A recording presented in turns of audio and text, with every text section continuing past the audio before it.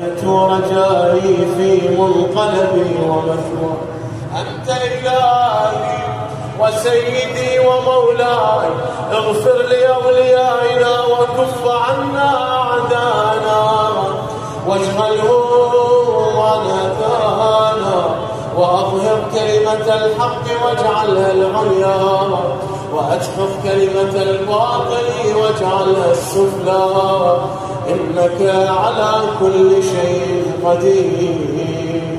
السلام عليك يا مولاي يا أمير المؤمنين، وعلى ضجيعيك آدم ونوح، وعلى جاريك هود وصالح، وعلى الملائكة الحافين بقبرك الشريف، ورحمة الله وبركاته.